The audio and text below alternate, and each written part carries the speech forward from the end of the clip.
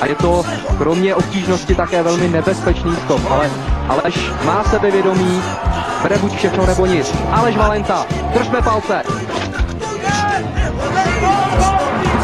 Je to tam! Aleš Valenta to skočil! To snad není možné. Pokud vám vyhrkli do očí slzy štěstí, pak je to v naprostém pořádku.